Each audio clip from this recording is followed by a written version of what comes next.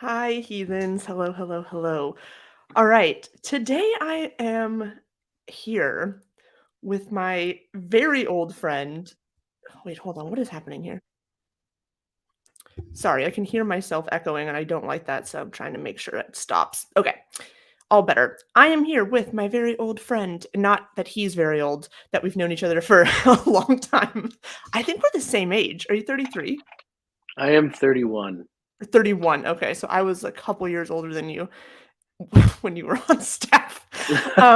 Rude. Sorry. So in any event, the reason that we're here tonight is that I met Nathanael when I was doing a YWAM and he was staffing a YWAM. And I was on a missions trip. So I did my actually let's back up. So for those of you that aren't familiar with YWAM, let's start there. Lucky you. Um basically it's an evangelical, I don't know, Christian, whatever, missions organization for young people, Youth teenagers, people. youth people, correct. Youth with a mission, you know? And it's comprised of two parts. You do a discipleship training school, and then you do a missions trip. And as most of you know, I'm sure, Northern Ireland is in desperate need of more Christianity. And so I was sent off to Northern Ireland to be a missionary. And he Beautiful. just was staffing a DT or I guess a DTS, but yeah, in Ross Trevor, Northern Ireland. I will say this: that place was gorgeous. hmm Um, Man. Yeah, it was that's all I got. actually that whole area, like the Mourne Mountains were behind the base that we lived in, and the Mourne Mountains were kind of one of the main inspirations for Mr. Clive Staples Lewis during like the whole Narnia Chronicles of Wow, Narnia inspiration and stuff. Like he lived in Belfast for, I think he was from Northern Ireland, but that I did mountain not range know. was basically Narnia. So it was just like one of the most beautiful places that I've ever been to. Yeah, I loved it there. And I would actually love to go back there, not with YWAM preferably. Mhm. Why And not? I'm no longer a youth anymore. I'm more of like an elder millennial at this point. hmm Um, so we have stayed in contact, sort of in each other's orbit, albeit kind of indirectly, since YWAM, since I left, he left, I don't know. But we've never sat down and like had a conversation about our experiences while with YWAM and sort of our lives, how they've changed and evolved and whatever after that. And we were talking a little bit before the show because this is actually the first time I've like spoken face to face with you since then. Yeah. Um and the amount of just totally like just fucked up things that like we've like realized as we've processed over time. Um Wild. hmm So, hi. Thank you Hi. for being here. Yeah, of course. It's really good to see you again. Yeah, you too. I I think think we this said is it gonna was be a 12 lot of years things. ago. Yeah, 12 years ago 12 when we years first ago. met. Yeah. And I remember I don't know why this memory sticks out. I remember a bunch of us being in like a van and like going into town or something, and then hmm like we were chatting. I don't really remember about what, but I remember like I just said the like cringiest thing. Like it's one of those things that like keeps me up at night. You know, when you're like at 3 a.m. and you're thinking about something you said like 15 years ago that nobody else ever remembers or thinks about because when you're an evangelical, everybody says cringy things. hmm Um, I'm not sure I can get it out of my mouth. It I said something about like isn't it so like exciting that like God wants to be our friend or something? And like I would like to like yeet myself into the sun at this point. Like the fact that I said that ever and then just remembered it, like I need to hmm go hit my head really hard. In any event, why not everybody kind of knows about my sort of background. Um, hmm Would you mind sharing with folks sort of like how you grew up, Hmm. sort of what led you to YWAM? Yeah, absolutely. So I was born and raised in a small town in central Washington called Moses Lake. Um, For that. yeah, it is No. quite the metropolis. If you remember the, if you remember the whole mad cow disease that happened? So the mad cow was butchered, like patient zero was butchered like 3 blocks down the road from where I grew up. Um, so that's Moses Lake's claim to fame. Wow. Who wouldn't want Yeah, that? yeah, exactly. So yeah, I lived and grew up there um, up until 18, which is when I left to Northern Ireland. And yeah, my dad is a pastor. He's been a pastor at the same church for 30 plus years. So PK, It's always the also PKs. homeschooled up until like 13 or 14. And um, yeah, there's a whole other conversation for that. But Yeah. yeah. Yes.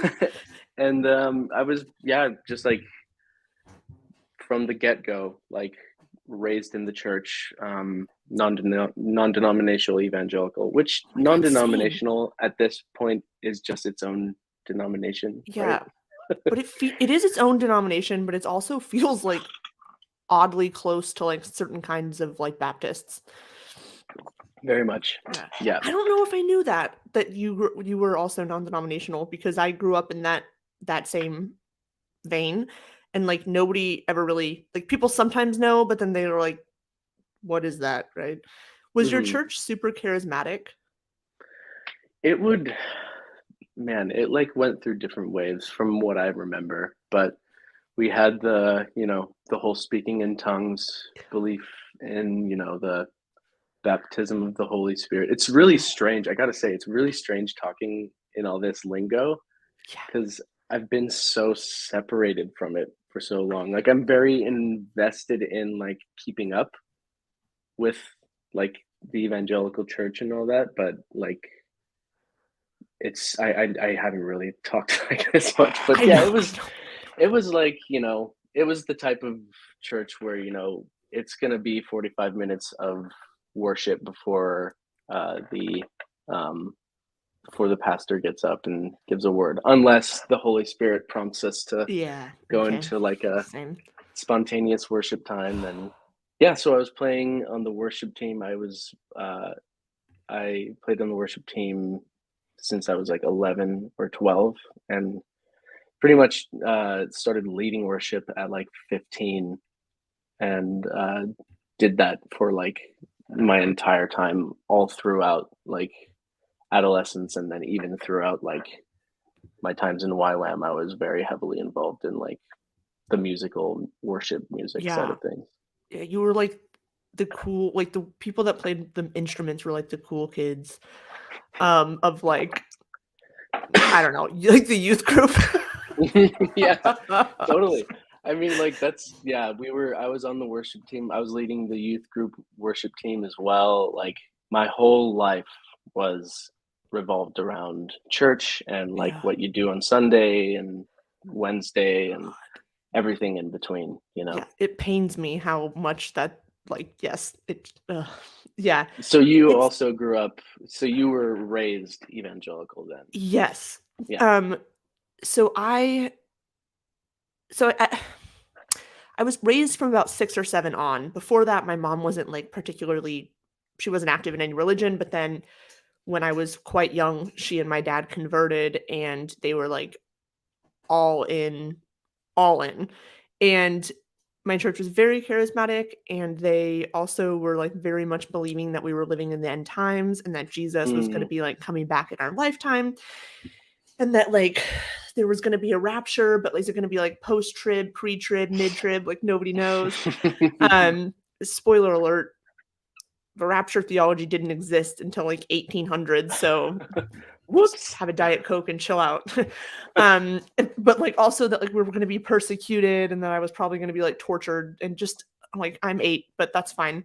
Thanks, I Mm. guess. So, like, all of that. Sorry, someone's Yeah. saying, does anyone else have no audio? Can y'all not hear me?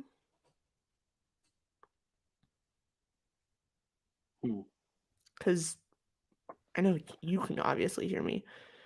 Anyway, if people can't hear me other than Zenny, let me know and I'll do something. Okay, sound is fine. Thanks, Jay. Yeah, Hunter it's Biden's really laptops. funny, you know, like with the whole rapture thing. I'm very fortunate in that, like, my dad has always had a really theological mindset and never really ascribed to the rapture theology.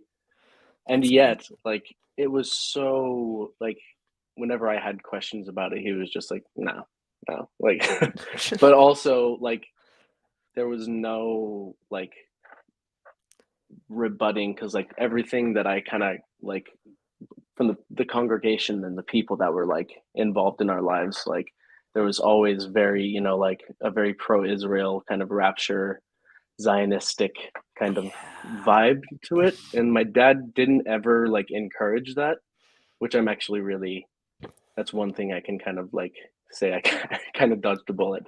Didn't dodge the bullet of the whole, like, you know, hell anxiety, but Yeah. Wait, so this means that you must have also grown up in like the height of purity culture. yes. How's undoing all of that Oh yeah. sexual repression going for Oh you? my God. Sorry. Yeah. Just get No, right no, to the that's point. yeah.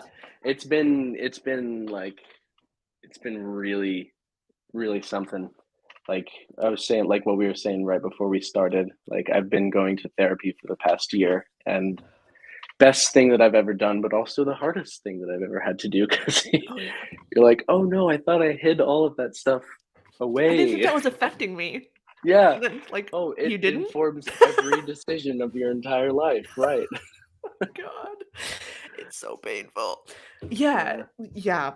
I mean, sorry, we can talk about there's so many things that we could unpack, man. but maybe you'll be kind enough to come back and we can unpack some of those Hell things. yes. Yeah. Um I do want to say though that like I feel like these like phrases that we use, right? Like you were saying baptism of the Holy Spirit and all this. It's like a bat signal.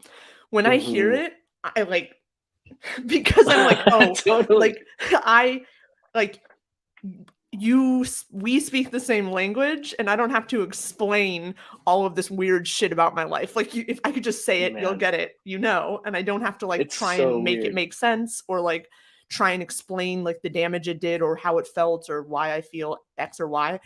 Um and so like it's actually something I've been talking about a little bit recently with people where it's like,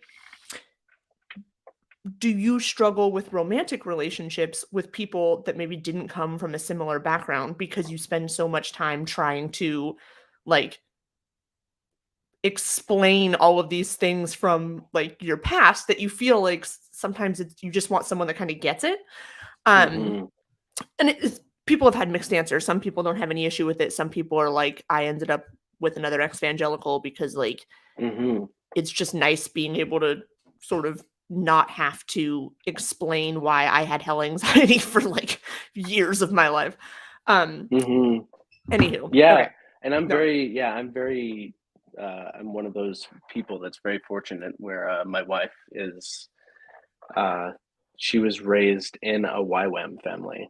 Like, um, and like her, yeah. So like we had like, we were kind of, she was like a couple of years before me with the whole deconstruction yeah, process, but like we've kind of been on a very similar wavelength, and that has made things, I mean, like it's not any less painful, but it's like having somebody to kind of like understand yeah, all of the lingo and the terminology and everything, like yeah, very I fortunate for that. recently, well, recently, like a couple of months, probably became friends with someone who was also an ex-evangelical, and like I don't think that I realized because it's someone I talk to pretty regularly now, and I don't think I realized how like I don't know if it's the word is comforting. It's not maybe not comforting, but like there like how relieving it is. There's so much relief that like we have the same sort of shared cultural memories and like I can say something like I it frustrates me that evangelicals do X because when I was growing up it was Y.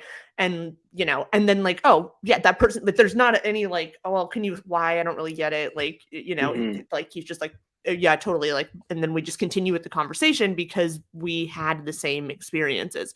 Like quite literally, I think our birthdays are like a week apart. And so like we had like the exact same church experiences.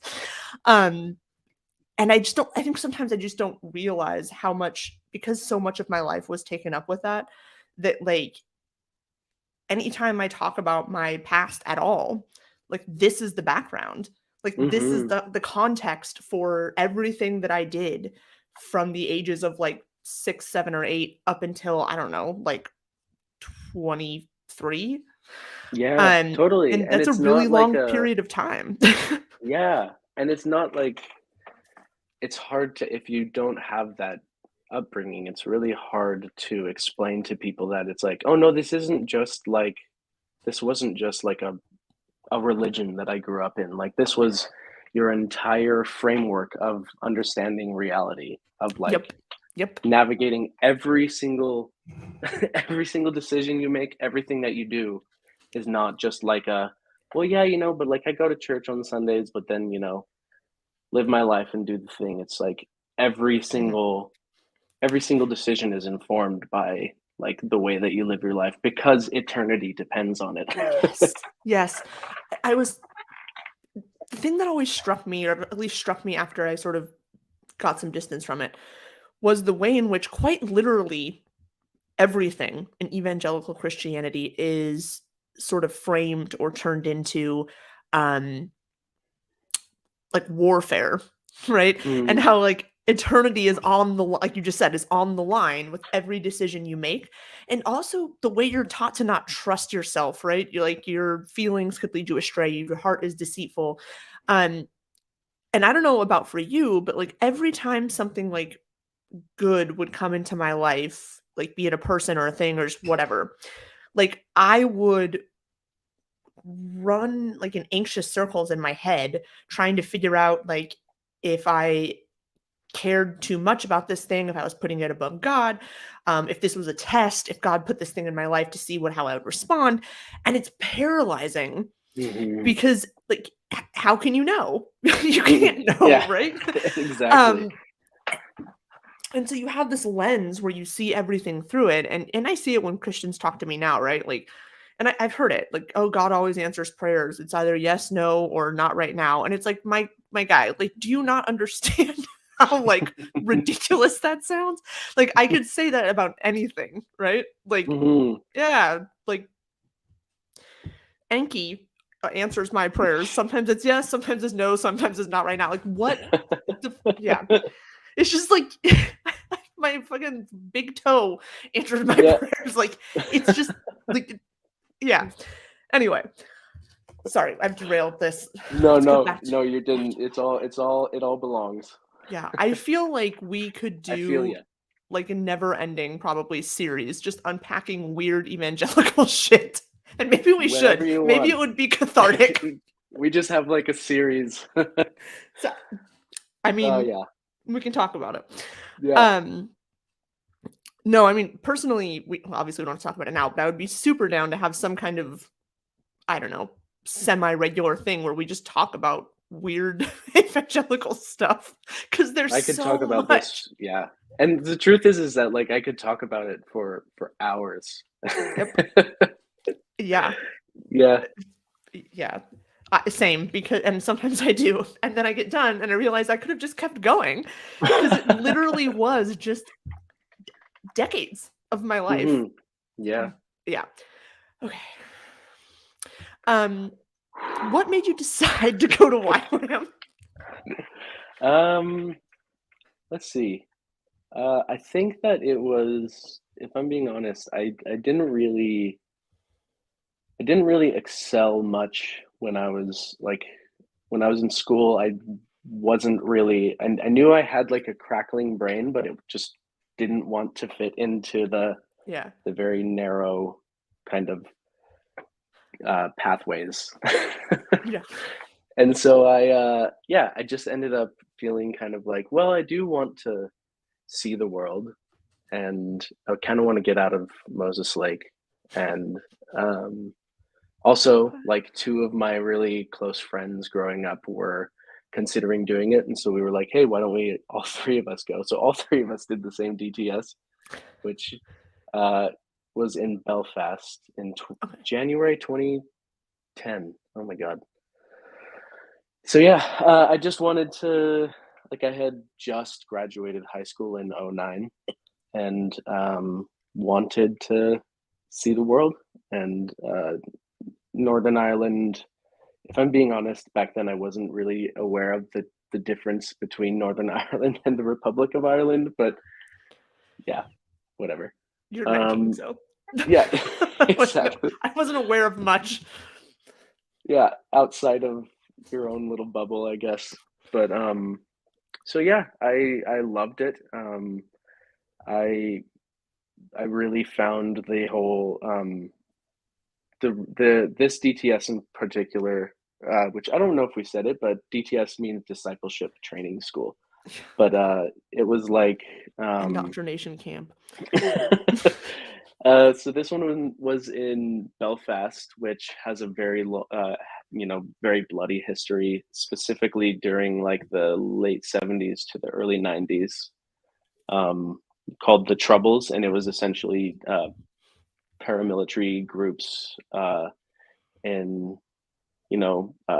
from the IRA, and then I don't know all the I don't want to get into all of the details, but it was essentially like to boil it down, like a sort of like Protestantism is Great Britain, Catholicism is the Republic of Ireland. We want our nation back, and then Great Britain, we want to keep it, and God said that we can have it. So tale as old as time. And so I really found a lot of the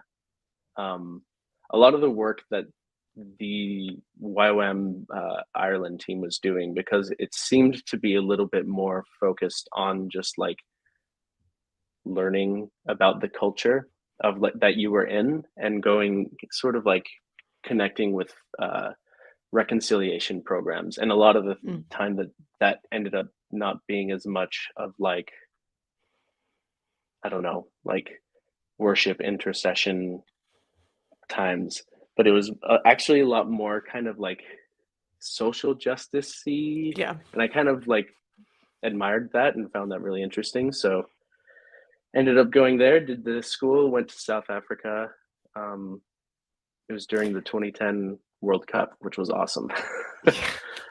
And then after that, I was like, I felt like, like I had like a 4-month window from going back to the States. And then I wanted to basically keep doing that, keep living in Northern Ireland. And also like putting my head back in that headspace, it was like something that I was like, oh, I think that God is calling me over there. AKA I don't have anywhere else to go or anything else to do. And I really love that country in hindsight. And, and so, yeah, for the next 2.5 years, I was in Ross Trevor, which was that little village just off the coast of Northern Ireland. And was on staff there where we met. And then after that, went to the UK, went to England and joined another base for another 2.5 years. So like 5.5 years total. I was in YWAM. Oh, I did not know you had also went there. Mm-hmm. I say very cool. I'm not actually sure if that's true. Yeah. Very experienced. Very experienced. Much happened. Yeah, so my DTS was in Wiler, Switzerland. Oh, where is that, you might ask? That's a great question. It's literally this middle of nowhere town that is like, I shit you not, this town is so small that you can walk around it. So like there's the base, you walk out, you go down this road, there's like a few farms, like we got our like milk and eggs from those farms, and then like at the very end of this walk there's a post office and a chapel, and then you can like loop around and there's more farms and whatever, and that's it. So like when I applied or when I decided to go, like I understood that it was a small town, but like I'm from the Bay Area. Like my idea of a small town is not that. It's something vastly different. So I remember showing up, and I mean, you have to take like, obviously I flew there, and then you have to take a train, and then you have to have someone pick you up, and then they drive you to this place. And I was at night at that point, so you're super disorienting. And I showed up, and like, God, y'all know me. Like, I was coming off of having lost my boyfriend to unalive himself, trying to keep this episode from getting like in trouble. And I was not in a great place, as one might imagine. And I think we're going to talk about this at some point, but like just the way that adults were just not adulting properly in either of our lives, really. I mean, maybe your parents, but like the way in which YWAM just allows 19-year-olds to be like the bosses of things. 19-year-olds can barely be the boss of themselves, okay? I surely was not. And then like for me, like people totally not. Yeah, we're like, when I was like, you know what I want to do after this like terrible tragedy in my life, like I should probably go serve God because that's what I've been like told to do. And like instead of being rational or being like, no, maybe you should actually go to therapy. My parents were like, yeah. Go ahead. What's wrong with you people? So anyway, I get there, and like immediately I'm like, I am not sure this was a good decision. But here I am.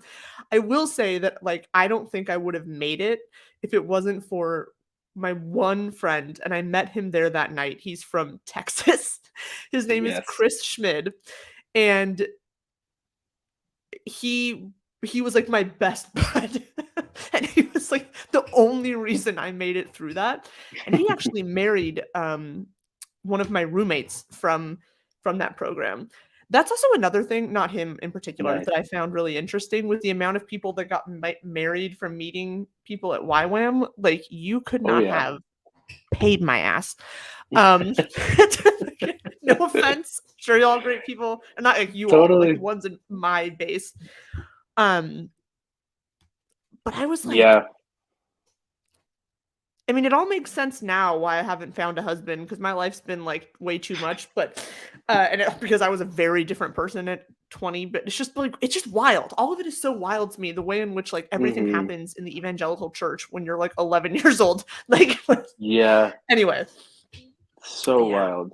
It's wild. That's so interesting, because it's like I have so many friends that met in YWAM, got married, and I have a few of them that, funny enough, kind of like went through the deconstruction phase and actually kind of like stuck it out together to kind of be like, hey, well, let's do this together. And then I have some that like, God, it's just something that's been happening in the past 5 years since, I guess, just like growing up, but just seeing so many people that I knew that got married at very young ages, because it's like, you know, you want to bone, but like it's true, you do. But you can't unless you're married. And then like don't do anything sexual before that. But then when you get married, you are just gonna be this like fuck machine that just goes crazy. You're gonna know what you're doing. And like, I know I'm making light of it, but like essentially like so many friends of mine that had that story in the last 5 years have been divorcing. And like, you just see that it was built on this kind of like incredibly unhealthy foundation. Young people are horny. I don't know, like, that's just the truth. Like, I don't know what else to say. Like, that is the truth. And like, should they be safe about it? Should we like make sure that they're healthy? Yeah, of course. But like telling human beings that are like pretty much at a time in their life, or like right after a time in their life when like all of these hormones are just being like dumped into your body. And you have no That, idea like, what to do with them. no, none whatsoever. And they're like, don't even look at girls. Don't look at girls, because if you look at them, you're gonna have impure thoughts. If impure thoughts, you're a sinner. Well, like And what then like they Jordan tell has told girls me like is like, this yeah, this is gonna have to be a purity culture episode another time, but like they tell girls like don't make your brothers in Christ stumble, but also maintain this like very high level of like prescribed femininity. And then like, but also don't touch yourselves, because that's also a sin. Like, what are you all smoking that you think that is going to work? Because like, just deny everything that is naturally happening in a human body. right. And you know, that's been such an interesting journey for me as time has gone on, is like peeling away all of these layers of like moral and value judgments that I've put on like relationships, or like certain, like even just sex in and of itself, right? Like, you're taught that it's like bad or good or whatever. Like, there's ways in which it's good, there's ways in which it's bad, when in reality, like it's not good or bad, it's neutral. It can be good, it can be bad, but like the act itself is just a neutral, normal human function. um but the way the church, like, did you see the Gospel Coalition article that came out like last week? God, I have been so like, I've just pushed all of that so far from me, but like That's great. I heard that it made waves, something, but I don't know exactly what it was. I did like a live reading of it last night because it's just so horrifying. Walking into a breeze gave me wood back then. Sorry. It's true. Like, dude, the way in which I know men that are my age that are still just like randomly horny all the time, whatever. Like, and I'm not judging them for it. Like, it's normal. But if you think that like that's happening with like 33, 35, 40-year-olds, you don't think it's not happening with 18-year-olds? Oh Like, my come God, on. so much more so. Yeah, like it just yeah, wild. Yeah, so we don't have to talk about this article, but it's Anyway. just so horrifying. Again, we can do an entire episode on this, but like basically this guy tried to compare, like, he basically said the way that not, this is a quote, the way that Jesus penetrates the church, like, and yeah, and then like basically you penetrate your wife, and then like you deposit, I'm not joking, your offering upon her like altar. Like, can y'all just fuck? Like, I don't know what to say. Like, just go have sex. Why are you writing entire theological treatises on like on the Jesus fucking the church? Like, just go get laid. Like, it's fine. Like, I assure you, just do it. you Just be safe. Just do it. Wear protection. Make sure both adults are consenting, and then never ever say those words ever Just don't again. ever do it again. And the worst part was, this was an excerpt from an entire book. Oh, man. Okay. That's so fucking wild to me. Because like, man, it's really strange, just like, man, just like talking about this, like it just really does bring up a lot of stuff. Like, I don't know if you, yeah, like it seems like you're very, very invested in like uh just the current up, like keeping up with like what's going on in the I can't evangelical avoid church. it. Yeah, I can't but avoid also it, but like you have like, that's what I've loved is like, especially when you started, I don't have TikTok, but you know, like you still see like the TikTok videos yeah, like through Instagram and stuff, but like you really, I that's what I've loved about what you do, is that for so many people that are like, how do I harmonize, even though I'm not like a part of the church anymore, or I've like put that away, like what do these biblical texts mean, or like what was the context that this was written in, and just like you have such an amazing wealth of knowledge when it comes to just like, no, actually let's like look back at all of the thank you. context, and like not just like take it for, you know, God's written word or Yeah. whatever it is. And like I think it can really help a lot of, it's helped me really kind of be like, oh, okay, you know, I know my Bible really well. Like I I just do.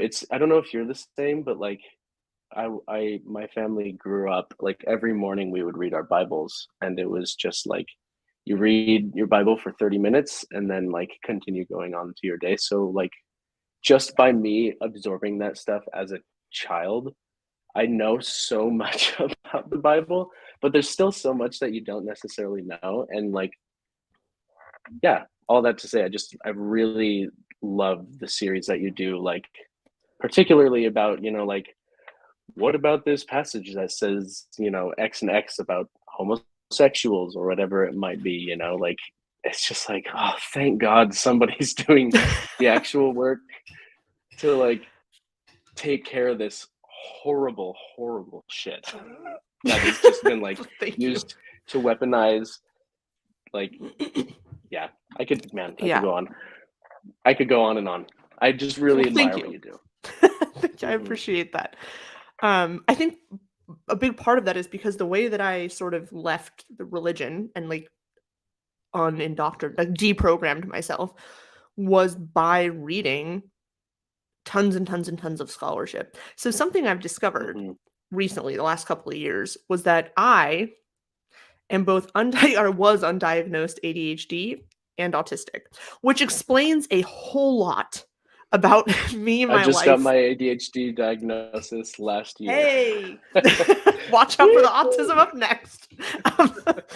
But like, it has helped me make so much sense out of like why I've maneuvered through the world in certain ways, and like why some things have not worked for me, and like why I've felt like always sort of on the outside of everything, and just like all of these things. But it also explains why the way that I left the church was by like obsessively reading biblical scholarship, and why I can recall it. Like, so like, honestly, I deconstructed when I was like 23. Like it was pretty close after leaving YWAM, because I just had, because when I went to YWAM, I expected like God was going to meet me in my sort of like my brokenness, and because that's what I've been taught my entire life, right? Like he'll meet you at your lowest moments, and like because it was charismatic, it was like everybody's having all these like loving feelings, and God's doing all of this, and they have all these emotions, and like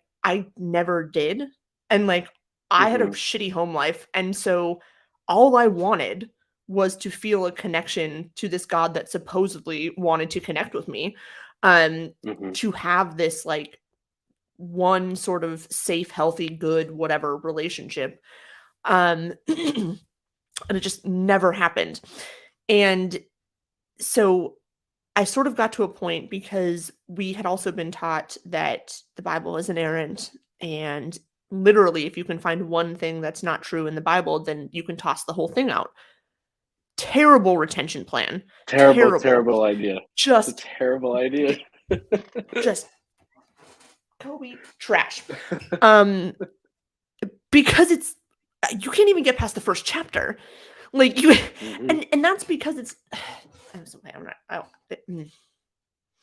that's because it's not meant to be read the way that evangelicals read it, which is without any context, without any historical critical approach, without any awareness of the cultural context, or like how scholars date different things, or how they think certain pieces were inserted into other places. Or the canonization of, yes, all of that. Yeah.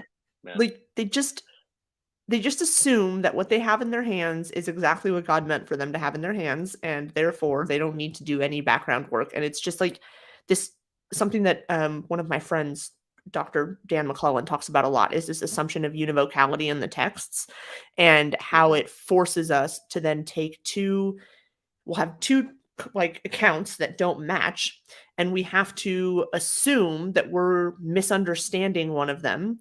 But of course, we're always going to have cognitive biases that then lend to us sort of reworking or renegotiating the text that doesn't agree with the other one. And this one is the one that mostly agrees with us, or that we like better. And so we're constantly applying our own sort of interpretive lenses and our own like biases and our own whatever.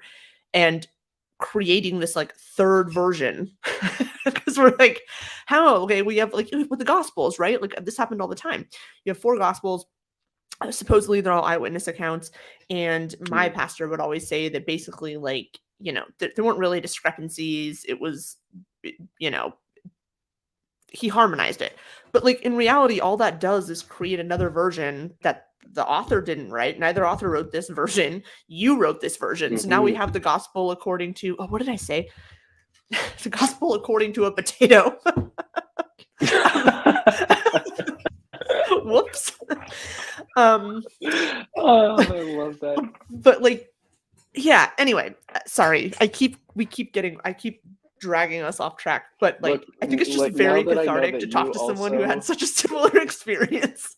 Oh yeah, And I also completely makes agree. jokes. And now that I know that you also have ADHD, I'm like, oh, everything makes sense now. So like, I'm all good with like the scattershot. I also didn't take my all good Adderall with today. it. 'Cause I'm Me smart. neither.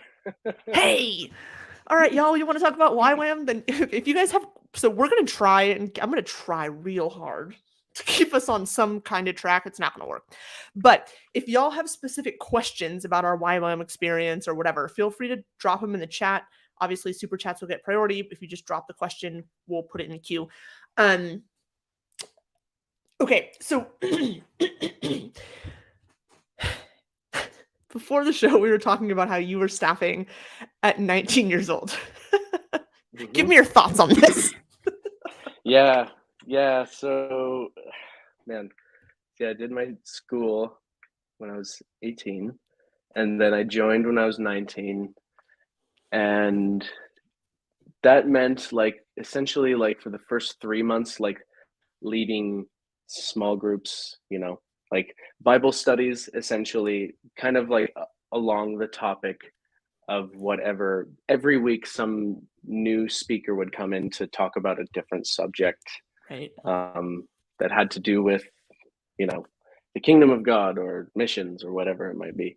And then it would be like my job to, I was mentoring like 2 or 3 people as their one-on-one like point person, and 2 out of the 3, no, all 3 of them were older than I was. And so like, yeah, and then ended up leading, well, I co-led with one of the staff that were there, a 3-month trip to South Africa, where, yeah, I was kind of put in charge with like all of the transportation, the accommodation, and like the contacts that we would make for, you know, doing ministry in these different communities, et cetera, and kind of like making the call to make sure that, you know, like, oh yeah, are we going to have a bus to pick us up from this place out in the middle of who the fuck knows where? With You know? undiagnosed ADHD. Oh man. But, Are I we? mean, Who knows? yeah, Not so, me. Like, yeah, exactly.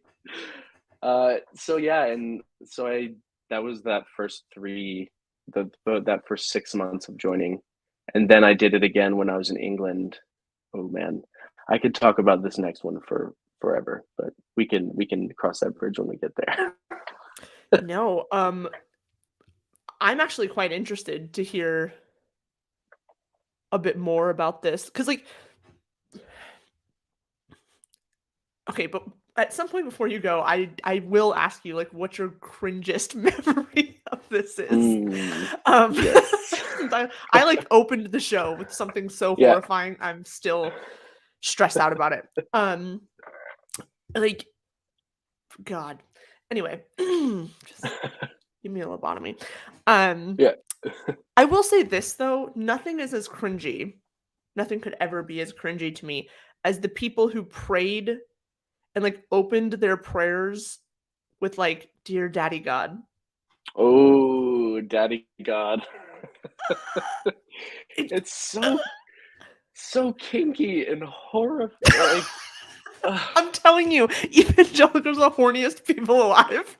And it like infiltrates everything they do. Oh man. Like just yeah, I just heard that stuff like all the time. There was I don't know if you are familiar with like fire and fragrance or like this shit is weird. But it was essentially like the Bethel of YWAM was in Kona, and Bethel is a very, very intense, charismatic church in the States. And this team was basically, yeah, intense. Putting it lightly. So Bethel was like a couple hours They're northwest of me.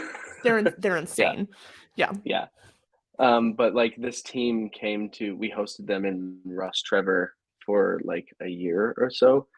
And it was like the whole team was full of the daddy God, like we're not like they came over to Northern Ireland, and their like mission statement, I guess you could say, was to hold like 5-hour worship prayer sessions, and like they never went out to the community to talk to any of the locals or anything like that. It was they were creating, I remember what it was, they were creating an open heaven for the kingdom of heaven to come down and change Ross Trevor or Ireland. I don't really know, but it was like, so basically all these people came here, like people gave them thousands of dollars so that they could like sit around in a circle and just like sing songs that are like really kind of like exactly like what you said, please. Just like so sexual toward God. It's like this is so strange. I think that like these like I am convinced like no one will ever be able to change my mind that these like intense like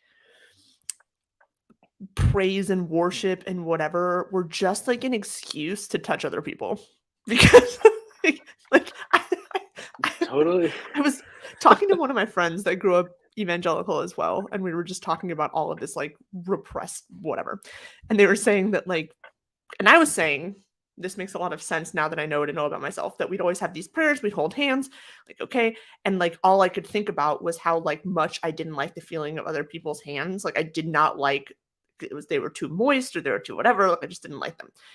That's called autism. Like I mean it's not just that, but like there were signs. And he was saying like, oh well, for like a sexually repressed like 13-year-old, it was just like an excuse to like hold a girl's hand. Of like, course, oh, two kinds of people in the world. Of course it was. I was like, stop touching me. But like, yeah, I mean, you see, I feel like these like worship and prayer things that are like big and emotional and like whatever, like it's like this competition. Like, I mean, obviously nobody admits to that, right? But it's like this way to show how like connected and spiritual you are. Nobody wants to pray for 5 hours. Nobody. Nobody does. You know what's funny is that like I remember hearing growing up, people would just be, I would be like, well, what's heaven supposed to be like? And they're like, it's just like worshiping God 24/7. And I'm like, that sounds like hell. Yes, like I like that's like the bad place. Never ending worship session forever. That is like forever and ever.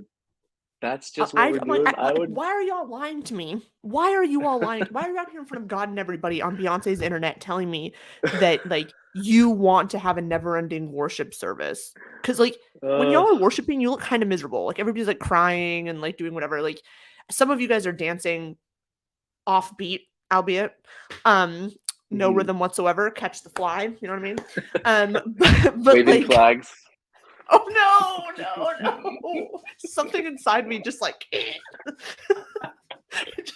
you want to know the worst thing? My church, I shit you not, somebody would blow a shofar. Oh yeah, that happened to us as well. It happened to us. It happened to me personally. Like because like sometimes because the people have no idea how to use these things. Apparently, they would like go to blow, and it would just be like,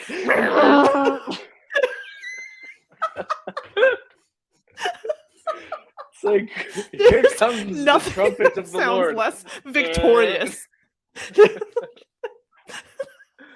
Oh man, yeah, that was happening. That was happening a lot. Oh man, that's so wild. That Yeah, it I is interesting, yeah. you know. Like I do think like, man, it's funny like looking back at it now because like I know like especially around the time that I joined on staff, um the basically like yeah, 1920, I had already been like all throughout did I just see something about there's a closet So in my oh yeah, so a couple of things. People are waiting for a monster to pop out. Oh right. And then second was Neil. He has a YouTube channel and he hosts people that have deconverted where he basically just has them on to talk about their story. So that's the other thing you Mhm. saw. Very nice. Yeah. He wants to talk to you is what he's But yeah, saying, but so we like, can touch base oh, after the show. I would love that. Yeah, hit me up. Yeah, I'll connect you guys. I was at like I had always been a pretty melancholy kid, like as long as I can look back. Like I was the emo kid, and also, side note, I loved that you did a little shout out to Taking Back Sunday. I was like, if he doesn't catch this, like, Oh, no. that album in particular was like Oh, I it just was the listened ad nauseum. yes, no, like Mm-hmm. I put it on the other day. I still know every word to every song. I still love I it. totally. And like I am saying like that I don't remember did it come out in like it was the best album of the 2010s, and like in this essay I will because like like the subtle Mm-hmm. brand new disc so Oh good. Like man, it's we so I good. We yeah, could. it's I so think good. we Every need time to I have a listen and I hear the separate like conversation yeah, just you're just about like like all you're of the subtle emo as a bands that brick we and small on my listened back. to. I'm just like Oh, anyway, so it's the good. best album ever. I don't care what anyone says. It's the best album And yes, ever. in high school, I Uh, quite literally listened to that album, Deja Entendu, mhm. and like Emery, The Week's End. Oh yeah, you're Emery speaking is my language. very underrated, in my opinion. Oh yeah, The question. totally. Yeah, anyway, Oh, the sorry. question was I loved that album. Under Oath, they're only chasing safety. Like Yes, it yes. was Like if you look at so my like Spotify right now, it's those albums still. I've nothing has changed. exactly. Yeah, nothing has changed. But I will But say that sorry, before we keep going, I just lost it. The intro to Walls by Emery is like a serotonin dump in my brain every single mhm, time I hear it. every single Every single time, time. man, Okay, it's so sorry, good. continue. People are gonna look that song up and they're gonna turn it on and they're gonna like break their eardrums. Don't look it up if you don't know what it is, or do, but don't have your radio up too loud. Yeah. um, essentially, like, yeah, I was always pretty melancholy and always gravitated, especially toward. It feels like um, talking about like emo, screamo, and all of that. There was that Christian record label, Tooth and Nail Records, which was like that's what Emery was on, that's what Under Oath was on, all these bands. And what I loved Do you about know that is that who there sorry, was do you know who Mason go Menenga ahead. is? That sounds very familiar. Okay, I'm gonna connect you to his like Twitter. Even if you don't have one, you can just look at his or his Instagram. He is the funniest. Like he still identifies as a Christian, but he's like, yeah, it's Mhm. it's Yeah, do he's it. like a, he does I I would think love he to see that. believes in like process theology. But anyway, he is Mhm. so fucking Which is funny. The fascinating. shit that he puts Yeah, out, so funny. Um, I love that. and he's always talking about Tooth and Nail Records. Like people will I be love like it. quote tweet him and be like, "Yeah, this isn't a real Christian." And he's like, "Well, if I'm not a real Christian, why do I know more Tooth and Nail bands than you?" Anyway, I love that. That's so good. sorry. Yeah, like a lot of those bands really like kind of had they would often like still through a lens of Christianity, they would ask like a lot of really deep questions, like that had to do with faith and had to do with a lot of that. So I think like from a pretty young age, I was prone to the questioning. And so like around 19, when I finally left the nest, so to speak, it was this sort of like, oh, what is it that I actually believe in? And then like from that point on, it was just this kind of like slow, it was like a slow dying. And it did feel like, I don't know what your experience was when you were going through like the whole deconstruction thing, but like when you're in the middle of it, like what we had mentioned before, it is just like, it's not just like, oh yeah, I don't know if I believe that God exists. It's like, oh no, I don't know if like anything is real, or I don't, when you're in the middle of like the deconstruction process, it's like everything that I based my life upon, Yeah. what is it? You know, so it kind of feels like starting from scratch. And so it was, and yet like all of that to say, like in the midst of all of my time in YWAM, like I was slowly more and more becoming cynical and all this stuff and questioning everything else. But there was always this sort of like, no, but I really do want to find out what the fuck all of this is. Like, what's going on here? And I think it was whenever it was just like, oh yeah, like, I don't really remember the exact moment. I think it was the whole. Did you ever listen to David Bazan or Pedro the Lion? Yes. He had an album called Curse Your Branches that came out in like 2009 or so. And it was essentially his like breakup with God album. And it essentially became like my Proverbs and Psalms at that point on, because it was like this, like, it was essentially like a devotion, because it was like, oh, he's asking all these questions that like I've been so afraid to ask, but like actually that really resonates with me. And like just kind of realizing like, oh yeah, your faith and like all this stuff throughout YWAM, like it feels like you're holding on to a branch above like a really crazy rushing river. And then like once you let go of it, you're thinking like, that'll be the end of it. I'm gonna die and everything's gonna go to shit according to what was taught to me, you know, like I'm just laughing because it's so relatable. Yeah. And so like, and then you let go, and then you realize like, oh, it's actually kind of nice in this river. Like, it's actually kind of cool. I can just like float around and like, this is pretty cool. Yeah. And I mean, it like was a huge relief like for me when it was like, I don't have to try and like convince other people of shit. Like I can just accept them as they are. And like, if I can accept them as they are, then I can start to accept myself as I am, instead of constantly feeling like a piece of shit that needs to be like redeemed, but also can't redeem themselves in any way. So like basically just wait till you die. Like totally. Yeah. I think one of my songs, it's not even the whole album, I just remember this song really resonating with me, was Silencer by Me Without You. And I was just like, favorite band. Okay. Like, really? Favorite, like, that's how you know you've deconstructed of all time. Me Actually, Without You. A really good thing that came from my YWAM experience. This is crazy, but when I was in Northern Ireland, we were working at like a youth festival. And do you remember Shane Claiborne? Yeah, he blocked was me like on Twitter. Oh shit. So basically he was one of the speakers at this place, and he is really good friends with the lead vocalist of Me Without You.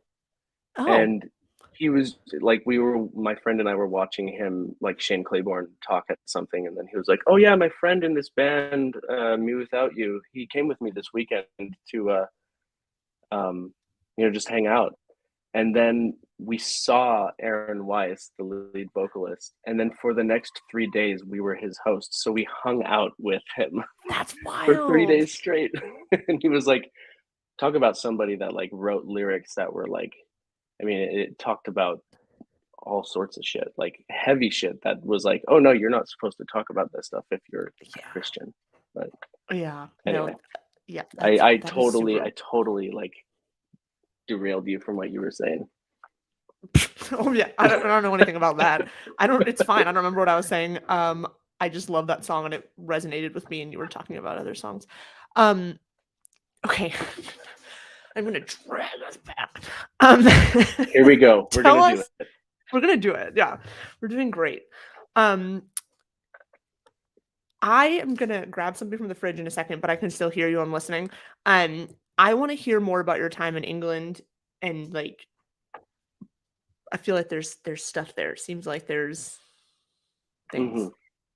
Absolutely. So yeah, I around like 2013, so 10 years ago, I moved from Northern Ireland to uh, England, just north of London, and joined one of the bases that is over there. And my best friend growing up in my hometown, he was on staff at that base the whole time that Okay. I was in Ireland, and he, the two of us had talked, and we essentially wanted to like try and do something, particularly with like East London and the street community, and like partnering with people in that kind of demographic. But we wanted to like start kind of like, let's go to this base that's established, and then maybe we can launch from there to kind of like do something as like 23, 24 year olds. Just establish, like a nonprofit, like Easy no peasy. biggie, easy peasy. NBD in another country that we're not citizens of. It'll be fine. What could possibly go Exactly. wrong? No. And then yeah, like long story short, the when we got there, the leadership that was at this space was kind of like, oh, you shouldn't be doing that. You should be leading DTSs. You should be leading like outreaches. You should be doing this stuff. And we're like, yeah, but we're not really feeling that. And at this point, I'm already like feeling that I'm on my way out, but I'm still like holding on desperately Yeah. because that's just what you do. Because that's what you've known your entire life. Yeah, I think Yeah, it's worth like exactly. you kind of mentioned it earlier, but it's worth saying like when I was deconstructing, um, I very clearly remember a moment where it felt like my brain almost like split into like it was like, okay, all of these things that I thought were objectively true, definitely true, regardless of how I thought or felt about them. I'm beginning to really understand or at least imagine a world in which they are actually not true um, Mm-hmm. at all. And I remember thinking, oh my God, like if that isn't true, like this thing about God or hell or whatever, I don't have a framework anymore for the world. Like I don't have 100%. like I felt unmoored. Like that's the best way that I Mm-hmm. can explain it. Like I felt like I was suddenly just like I had been docked Totally. somewhere and it just now I'm just like floating off in this sort of like uh, open sea. Um Mm-hmm. and I'm like trying to find something to hold on to that I can sort of like orient myself with and it doesn't exist. You have to create it. Um Mm-hmm. so like I Totally. 100% relate to what you were saying and like it's a feeling that you can't possibly know unless you've gone through it and it is Unless not you've been fun. through it. Yeah. Mm-hmm. Yeah, Anyway, it's not. sorry. And yet, like, I think it really, I think it's necessary, like, and everybody, falls, like everybody's paths lead differently, like mine just happened to lead away from that. And like, sure, culturally I'm Christian, but practicing, identifying, no. Um, but yeah, I guess just by virtue of being born in North America, you Yeah. like culturally, I guess you could say we are Christian, but like, um, that doesn't mean that I don't like, I'm not necessarily like, I have my qualms and I could really talk a lot of shit about the evangelical church and stuff like that. And I think You've the come to the right evangelical place. church in particular has a lot of unbelievable toxicity that we're like more and more just starting to see like come to the surface. And like, thank God, because like it needs to, and it's, these have been, you know, power structures that have been going on for forever. But I'm not here to tell you that like, you know, you shouldn't believe in God, or like you shouldn't, you know, whatever you're led to, you know, like, but like you should question all of that, to say you should question those things. And I think that at some point you should let whatever you Keep began, talking. yeah, whatever you began with, like that should be destroyed or like torn down at some point, so that you can actually, you know, so that you can recognize that you do actually, you can build a framework uh, from the ground up. You can, you know, like it's just because this is something that you grew up with as total truth, like truth changes, you know, things change, like the um Yeah. yeah, so like anyway, back to YWAM. You definitely have to come back because there's so much to talk about. Like, yeah, but sorry. So much. Uh, so yeah, so like then we essentially were like essentially convinced to kind of like be a part of this DTS that started. There were like 35 people that joined. Actually, my now brother-in-law was my roommate. Became really good friends with him because he was also on staff at this base. He's also a musician. He lives here. Actually, we're in a band together now. And he, funny enough, side story, he essentially like convinced me to marry his sister, and it worked. So that's why I'm living in British Columbia now. But Wait, all that he to say, convinced you? it's a long story, but essentially we were sitting on like an English countryside with like some beer and cigarettes, and he was just like, hey, we're really close friends, also I think you would get along really well with my sister, and like went through this whole list of like, here's like all of the reasons why she's What a amazing and why you wingman. guys would yeah. And I was like, whatever. And then I met her and I was like, interesting. Interesting. But anyway, so yeah, we ended up leading this school essentially. So it was the same kind of formula: 3 months of like a lecture phase, and then 3 months of an outreach phase. And I was one of two leaders that were a part of a missions sailing ship, and it was docked in Malta, and it's an island in the middle of the Mediterranean, just south of Italy. Yeah. And it was off season, like it was January, so there Wait, is was this like, like Mercy ships or whatever? yeah, it was called the Next Wave, I think. Oh my god. Why are Christians so corny? Jesus. But oh my God, yeah. This is like, you know how we're talking about like, why would adults like let young people do things like this? We Why are were adults there. doing things like this? Like, sorry. Don't Oh. like I cannot imagine being my age right at my fucking prehistoric age. Like and that being what I'm doing.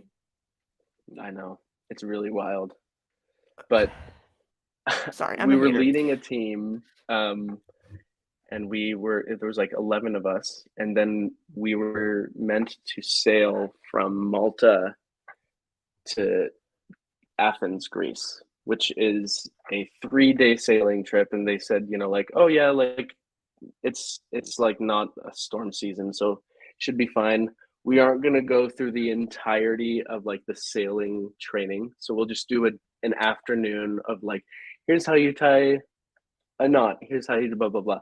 And thankfully they No. had like 5 or 6 like registered sailing crew, but there was like 11 or 12 of us that had never done anything like this. Come to day 3 out at sea, which was like beautiful at first, like everything you could imagine. We then hit a storm that is essentially like, so it's like storms are broken down into like a scale of like 1 to 12 of the Right. category, and we were in a category 10 storm, which was like Nice. 20-foot waves like crashing over our ship. It's all hands on deck, and we don't know what the hell we're doing. This is kids aged from 18 to 24. We've never sailed at sea before, and like the main sail boom, like the giant metal bar that holds the sail, cracks Yeah. from the wind. Fuck. And so what was supposed to take 3 days ended up, we were at sea for 9 days, and Jesus. somehow we made it. But that was a moment where like I was like, there was one moment where it was all hands on deck, and we were like, like out on the deck trying to hold these sails, and like huge waves crashing, and I'm like, well, I think that this is the moment that I am going to die. And like, I don't know if I actually believe in this. I think that this whole thing is I don't know if I'm buying it. And Yeah, God. So yeah. Stephanie, who's in the chat, is actually a sailor. Um, so she's well aware of all of this stuff, and she's saying that force 10s are nasty. Um, Wow. yeah, I guess like let me guess. Did y'all like pray that Jesus would like calm the sea like he did with like Peter? I don't know whatever. Because I feel There like that's was something that like we would have done. yeah, it's hard to remember Yeah, of course, everything, sure. but like I remember like essentially disassociating, but I remember like a very vivid moment when like there were like 5 of us down below, and like the ship's like rocking back and forth, and like there are like these people that I'm like, my well-being is in charge of, like, or sorry, I'm in charge of like them Yeah. being, getting there safely and being alive. you know like they're like screaming, like praying, like, oh my god, please save us, like it's like blood curdling Sorry. screams. It's so It's not it's funny, but it's ridiculous. like It was so horrifying and so funny in in so many ways, but like when you're like looking back at that, it's just like, oh my god, like these were like young teenagers that were like, I wanted to go to England for the summer, and then they're like on a ship, like, I might not make it alive. Sorry, And I it's not remember, oh funny. god, it's not oh, yeah, I mean, anyway. it's not and it is, and I think if you don't laugh at it, like, you might just Exactly. like, it's but Yeah. it the way in which the obsession like, evangelical Christianity has this obsession with being, like, childlike, I've realized. I was thinking about this the other day, right? And they want you to have, like, the mind of a child, which is why I think Hmm. that so many of them are so uninformed and ignorant, because they teach you that, like, the knowledge of the world is, the enemy, and so you wanna understand the Bible with the mind of a child. Like, all you're Hmm. saying is that you should just take what has been translated 5 billion times that you now have in your hands as like absolute fact. And just, There's yeah, nothing just accept it and redeemable shut up. about that or like it's not an honorable thing. Um thank you. Uh Congrats on that, by the way. oh, That is thank you. unbelievable. Thank you. So It's cool. I honestly have just been kind of in a state of shock. Like I'm like, what is happening?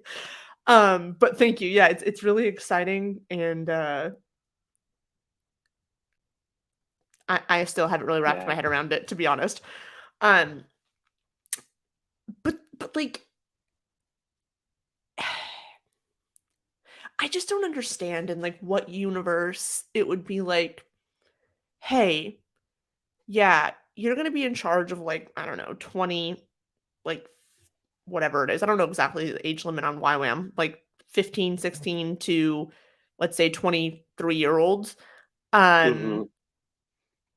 And you're 19 or 20, and like we're going to put you in situations that are potentially life threatening. And like we're not even going to really, it's not even going to be like a thing that we think about. It's fine. Let's just go. It's cool. It's totally cool. Like, and it's this like are y'all idea good? of like being like, oh well, you know, like that like, you know, we got to throw you in the deep end so that you can, you know, like land on your feet or whatever. That's two You're different like, do you? two Like, different so you can land on your analogies. feet on the water. You're walking on it like Jesus. Exactly. Yeah. Perfect. But I remember talking to one of the leaders at that base when we got back and was just like, listen, I think that you seriously need to reconsider sending teams with this ship because we didn't get the proper training Yeah. and we could have died, and like we actually didn't have anything to do ministry wise. We just like stayed on this ship, and like it was off season in January, so like there were no tourists out for us to, you know, evangelize to or whatever it was, you know, like any sort of programs. There was Yeah. nobody there, and he was essentially like, yeah, we're gonna keep doing it. We Cool. think it's really, and that, so I was like, oh, okay, It fuck me just then, I sounds guess. good to people. Like, it just sounds good to be like, oh, we have these ships and we sail off to wherever and we And send young evangelize to people up. people. Right. And Yeah. it's like no one is like keeping track of like what's actually, I mean, not like you can keep track of like who's really converted and who's not, but like no one's even keeping track of like what's actually happening there. Like when you sailed down off season, there's no tourists, so we just like hung out. Like, okay, but like you could just go on Hmm. vacation. And Yeah, also you could go on totally. vacation and there would be people that knew what the hell they were doing. Um, so when you get Exactly. into a force 10 storm, you're not just like hanging on for dear life effectively. Like, Yeah. but hey, shout out to childhood trauma for the disassociation. No, I'm just kidding. I don't know. Yeah. Got him. No, like I just yeah. Yeah. That was the thing that kind of like at that point I had essentially made the decision. Like this was like 6 months before I left YWAM, and then after that I was like, I don't know, like I loved living in the UK. Like that's like home away from home for me now. But Yeah. like I I there's no reason for me to be doing this because I don't believe in whatever this is. I don't actually believe that I'm making any difference. And Yeah, like, even if you still believe in like the God, it's like what I'm doing yeah, here is useless. hmm, yeah. Yeah. And then Yeah. yeah, I basically remember like on my sorry, go ahead. 2015, like I moved back to the States, and like at that point it was like, oh, 5 years outside of the States, and I don't know if I believe in God. Great. Now I'm Love completely it. alone. Yeah, right? Yeah. Yeah. What it's yeah. I mean, obviously I wasn't out of the States for that long, but it is like this is the other thing that like drives me kind of crazy about evangelical Christianity. Like say you're an 18-year-old who doesn't really want to go to college or university. I'm not saying you don't, but just like a hypothetical, right? Hmm. Maybe that's not for you. Okay, fine. Um, but like you don't really have a plan. You don't really know what's going to happen. So instead of like spending any time actually making a plan, you go off for several years somewhere and do some stuff you may or may not find it fulfilling or worthwhile or important. Like it's listen, I fully believe in having experiences. Like I think that life should be lived. But when you Hmm. don't have any kind of plan at 18 and then you just get shipped off somewhere for a couple of years, all it happens is you come back a couple years older with no plan. Like Hmm. and like Yeah. I'm not saying people shouldn't take a gap year or people shouldn't travel, but I think like Hmm. there's this weird assumption in Christianity that if you just like, oh, you don't know what to do, that's fine. Just like go be in ministry somewhere. And it's like, okay, then what? Like, Hmm. Because that's going to get old quick eventually, and then Yeah. what next, you know? Yeah. Yeah, It's that's exactly what I was kind of like when I got back, and like even throughout, I was talking about ADHD. Like one of the reasons for the whole, um, not wanting to go to university and all that stuff was that all of the signs were pointing like from like a scholastic perspective that like that's not an option for me. Thankfully, the past few years, I've been realizing like, oh no, like I think I'm actually a pretty smart person, but it's just like those yeah. expressions of education that I was not good at. But like that's exactly what it was. It was like I'm not gonna get into any sort of university or anything like that. I have no plan. I love fun, and that's about it. So I guess I'll just go overseas and do that thing. And I don't Yeah. necessarily like regret my time over there because I met some unbelievable people. Yeah. Like I got to live in a different country. I got to meet so many different people. I got to get outside of my very narrow Yeah. American mindset, you Yeah. know? Well, I don't think there's like And any like sorry, I don't think that like I didn't mean that like one would regret that because like even though I had a terrible time, no, no, no, I don't I regret didn't it. think you were thinking that. Yeah, totally. Yeah, I didn't regret it. It was everything that I've done in my life, I've learned something from, or it has sort of shaped me or molded me or has added to this path that I'm on now, right? And like I couldn't always see it. In fact, for a long time, I didn't see it, and I spent a lot of time feeling Mhm. really lost and frustrated, and like I still feel that way sometimes. But like if I hadn't if I hadn't gone to YWAM and had the experience that I had, I wouldn't have come home and known that I wanted to go back to school. And when I Mhm. figured out that I wanted to go back to school, um, I started working towards that. And then, like, when I was in school, it's when I started to deconstruct because, like, I was meeting all of these people. I went to a very liberal school, so I'm meeting all of these people that are different sort of gender expressions and have different sexualities and come from different Right. backgrounds. And like, it began to be very, very, I had these questions growing up of like, well, what if like you were born into a different religion? Like, or if like, because I'm Yep. sure you're just as convinced of that. And like, it's very easy for people to tell you, like, well, they're just basically wrong, right? And then like Mhm. that you're right, they're wrong, and like you're not having to like interact with it in a real way. You're not seeing the humanity of the people on Of course. the other side. And so when I went to school or college and started like meeting all of these really wonderful people from incredibly Mhm. diverse backgrounds who were very diverse and like thinking to myself, especially when it came to like LGBTQ issues, because growing Completely. up, I was very much told that like basically either it's a choice or it stems from some kind of abuse, um, which is just incredibly fucked now. Like So hearing like gross. it's so gross and like hearing like thinking about that now, I'm like, how does any adult genuinely think that? Like it Yeah. mind blowing. So, I wouldn't have gone back to school. If I hadn't gone back to school, who knows? I might not have I wouldn't have had those experiences. And that's when I really started to Mhm. wrestle with like, I need to either figure out that like I can prove the sort of historical accuracy of the Bible, and then I'm just gonna have to deal with it and like believe even if I don't feel it. Um, and then I started doing that, and that led me right out of religion, Mhm. and it just put me on this path that like honestly for 10 years I would have never seen. Like, I would have Mhm. never seen, and I've only Absolutely. recently sort of started seeing it all come together. So, like, I don't regret any of that. What I often think is, like, I don't know exactly what it is, but evangelical Christianity, like, it makes adults irresponsible in a lot of ways.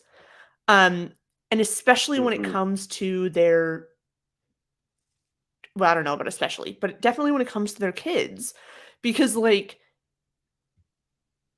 if I had an 18-year-old who had no clue what they wanted to do with their life, the last thing I would probably do is just say, like, yeah, just go to another country for a couple of years. Because, like, I mean, not like you can, yeah, I mean, obviously you're 18, you can do what you want, but like Hmm. at some point, like people need to be like, hey, we should at least talk about the fact that like this might not be a long term plan, right? Like you might want to think Hmm. about X or Y, whatever that is. I don't know. I just feel like, and for me, because my parents were so convinced that we were living in the end times, they just like Right. didn't really care, right? Like, Well. and there was a lot of family issues going on, so like there's a lot of reasons that like I didn't take my SATs um Hmm. because my parents, my dad didn't graduate from high school and my mom didn't mom only graduated from high school and my mom was dealing with lots of substance abuse, whatever, like on and on and on. But Hmm. it's just like nobody, like everybody in my life that was a church member was like totally like, yeah, that's like a great idea, go do that, that's Do it. awesome, like you're Yeah. making the right choice. And it's like, I don't know, like maybe we could just like Hmm. I don't know, I just Yeah. I don't know. I totally know Just what you mean. It's funny that that was the just you talking about it. Kind of like the main thing that kind of sent it over for me was because I grew up in a very small town and essentially like a bubble of like yeah, evangelical Christianity, um, and in a very conservative town. Um, there just wasn't very many queer people that I knew. I sure. just didn't see people of different gender expressions or um, different orientations, and it was just like I remember like getting outside of that and being, you know, just like being in the larger world where there's so many different people, such diversity, and I just remember being like just making some really close friends uh that like made a lot of really wonderful gay people that were like, I thought that you were like, according to whatever, the bullshit that was handed down, it was this like, they, like what you said, like they're just doing that out of like a choice or because of some sort of abuse that they experienced, which is so like evil and so disgusting that Yeah, like that would have been like, yeah, I don't know. And then like just starting to be like, there's a real cognitive dissonance happening right now where like I'm meeting some of the most like genuine, compassionate, uh, dare I say, Christ-like people are people in this community. And I'm like, oh right, this doesn't add up. And I don't know if I can be a part of something that is like actively, no, I will not be a part of anything that is actively, causing damage and violence and death to people. Like, so yeah, I don't remember what yeah. made me go down that, but No, man. I think it's a real part of the for a lot of people, I think it's a real part of the deconstruction or a real like crux of Hmm. deconstruction because it's really hard to get up close to someone and deny their humanity. It's really hard. It Um, really is. it's really hard, especially when Hmm. like they're just existing and like that's it. They're just existing, right? Like there's no yeah. And I mean, like, it's the same or a similar experience, I guess, that I had, like, when I was volunteering, in San Quentin prison. Um, I had been someone who was very much, like, anti-death penalty and had a problem with our prison systems and, like, all of that. But, like, being inside of a prison on a weekly basis and, like, interacting with people that are incarcerated and learning about their lives and sort of their crimes because 'cause they're very open about them, like, it gives you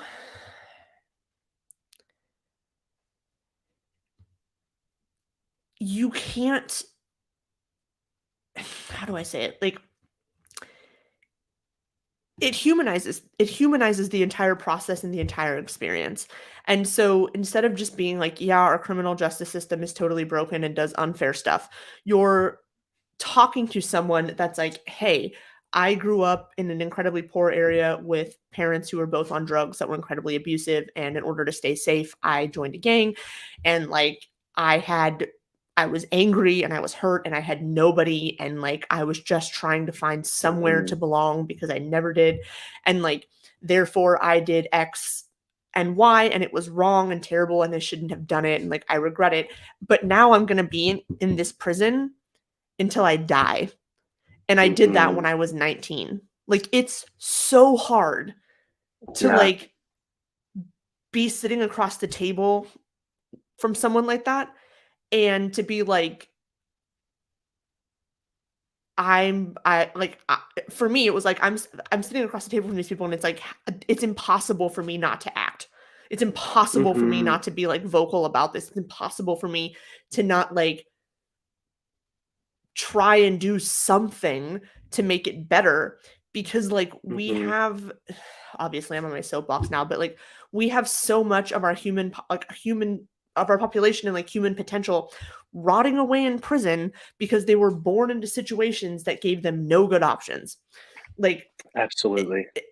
yeah, anyway. And so again, that was also part of my deconstruction, albeit like sort of a later part. But it's the same thing, right? Like when we get up close to people, it's really hard to believe that an all-loving God created them, knowing from the foundation of the earth that like they were going to be this way for whatever reason, right? Let's say it's not. Let's say it was because of abuse. He knew that. Like, let's say it was a choice. He knew that. And then he created hell to throw them all into because like For the glory the of cognitive him or dissonance is something. unreal. Like, it's Yeah, unreal. it's unreal. Yeah, I remember. I don't remember exactly who it was, but I had a friend who, when he had his first kid, that was kind of one of the moments, because he was like, we're all children of God, and like, I'm just trying to think, is there anything that my daughter could do to make me want to be separated from her? Absolutely not. Like, she could Right, do yeah. anything in the world and I will always love her and want to be near her. And like, that was the moment when he was just like, so if that's like the way that God gets glory, or like that's like how he acts, is like, we're all children of God, and yet like, because you didn't do the thing that I wanted you to do, you're going to go here for eternity. And he's just like, yeah, that's not gonna have anything to do with that.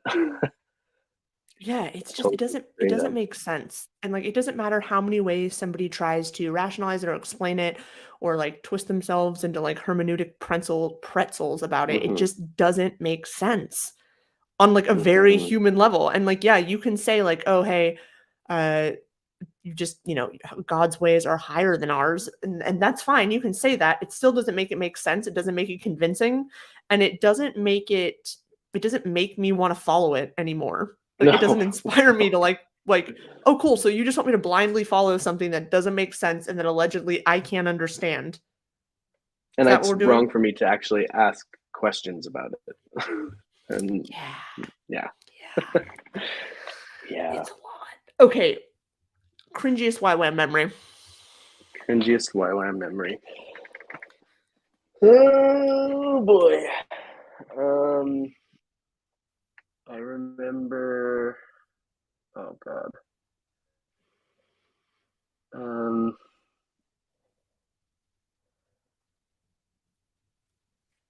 yeah, it was one of those. It was one of those during my DTS. It was one of those like worship prayer type things, and uh,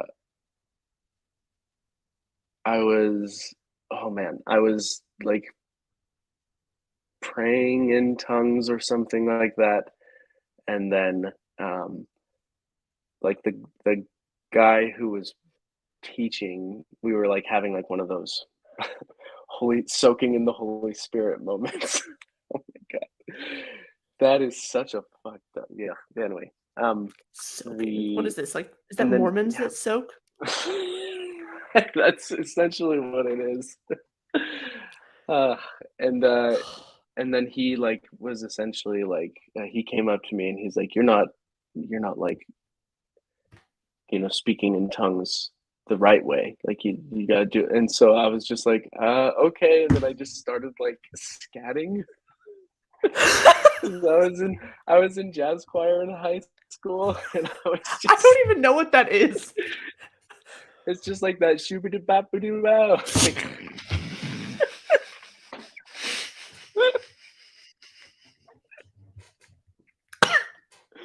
It's the worst time for me to tell you that story. That's funny. That's so funny. Jesus Christ. Oh my god. Okay. Like, what is the right way to speak in tongues? Sorry, like I don't know. That was it was very strange. I don't know what the right way to do it, but I'm never gonna recover from this. That was me attempting to speak in tongues the right way. Was doing some jazz scatting. Did you do like jazz hands while you were at it? Shoobity bow.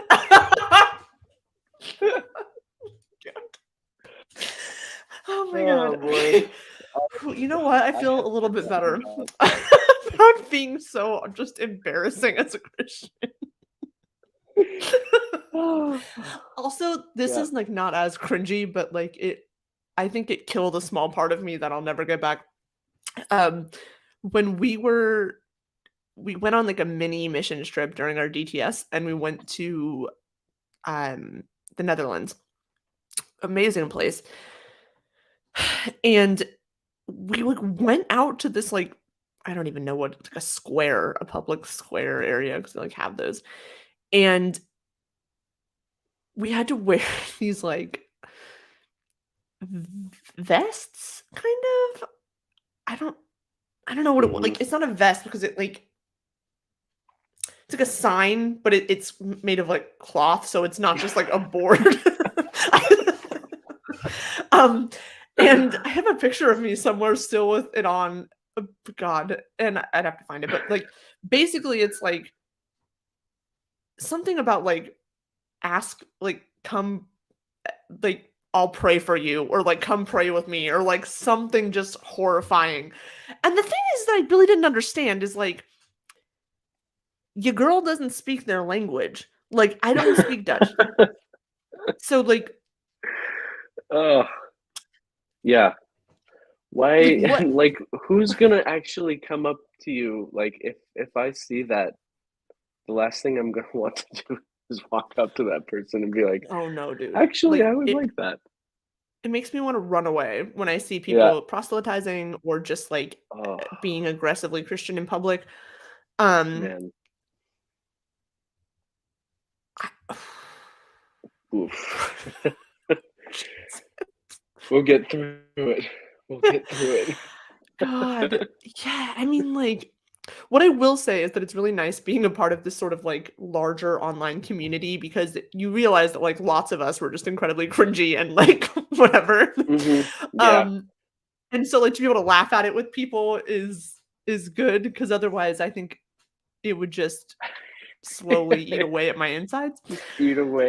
Yeah. But I think back to like even stuff my pastor at my church was doing, and the way he was like, I cannot imagine being a grown man doing some of the things he was doing. Really just being a grown person. Like it could be man, woman, whoever, it's fine. But like I would be humiliated. I would simply evaporate. Yeah, absolutely. Jesus Christ. Okay. I did tell you that we'd probably only go at most for 2 hours. So I want to get to whatever questions we have. Absolutely. And I did link your band in the show notes. Because you recently, I don't know how recently, but you guys recently put out an album. So I put out an album under my own name, and then Okay. like a couple of like earlier this month, started a new band, and we'll be releasing some new music pretty soon. Okay. Then I will also link yours because I think I just linked your band. Sweet. Okay. Oh my God. We're really starting strong. Fortunately, nobody ever said that I heard. I definitely know the term agape, and it was used, but no one would like. You know what that reminds me of? That reminds me of the show You in the second season when she's like, "I wolf you." Um, I mean, she's a murderer. I never but that's heard fine. I agape you. Never heard that one. Thank God. Honestly, Yeah. that might have been my 13th reason, if I'm being honest. Like, if I heard that, I might have just like, Yeah. I've had enough. Might do I've it. simply had enough. Yeah. Okay. Wow. What other questions do we got here? I feel like I saw a couple of other questions. Somebody was asking about sailing, but I think we answered that. I certainly never sailed because I get motion sick, and also because it wasn't available, and I didn't. But that's fine. If any of you asked a question that we didn't answer, you can copy paste. I'm going through them, but I'm not sure I see any of them. Do they call members of Sea Org? Sea orgies. Oh wow, that's good. Yeah. Good times. A skillet. Okay. Well, since if you have the questions, you can drop them in. We will 13 reasons of deconstruction. Yeah, we could make that. The 13th reason is skillet. No, like, have you seen, I know you said you sort of have been out of it and that's fine, but I have to ask you, like, Skillet did this like concert where it's like they're saying like put on the armor of the Lord or like whatever, but they have these like smoke guns that they have like, and they're like on their arms, like shooting out smoke. And this guy is like a middle-aged, kind of washed up rock star at this point, in like a leather vest. They're like pretty Trumpy now, aren't they? Totally. And they keep talking about how everybody's deconstructing. Like they've never talked to a single person that's deconstructed, but they all know that it's all because we want to sin. To which I say, yes. My favorite take was the people. I just love it. To be honest, everything they said was a sin is pretty fun. Like, it's pretty fun. Speaking from experience. Not gonna lie. Pretty fun. Fun. Yeah. And as it turns out, I don't even feel bad about it. In fact, I feel pretty good about it. Yeah, the being able. What's funny is, you know, like the term "the peace that passes all understanding." Oh yes. I feel like I really achieved that whenever I just kind of let it go. Yeah. Yes. I am so much more at peace now that I'm like, oh, you are polyamorous? Love that. Oh, like Fantastic. you're non-binary, you're trans? Love that. Like, oh, you are gay or bisexual or asexual? Love that. You don't want kids? Love that. Like, I love that. Like, you can live your life and do whatever you want. It's within, you know, reason. Like, don't harm other people. Everything's consensual, but like, that's great. Like, absolutely. And I feel it just makes my life so much more peaceful. And like, I'm curious. I get to love people. Yeah, absolutely. Are your parents still practicing Christians? Oh my God. How much time do we have? So I'll try and condense this. My family growing up was super. Sorry, my brain was just like, you and Nathanael should do a podcast. And then I was like, wow, that's Ooh. a really good idea. And then it just like totally derailed my line of thought. So let me pick that up. Sorry. All Um, good. yeah. Uh, growing up, my family was clearly very, very dedicated to the church and very religious and like all of that. Or very, they wouldn't say religious, right? Because that's It's legalistic. not religious, it's a Um, relationship. oh my god, yeah, relationship with these nuts, honestly. But sorry, I'm very Oh immature. man.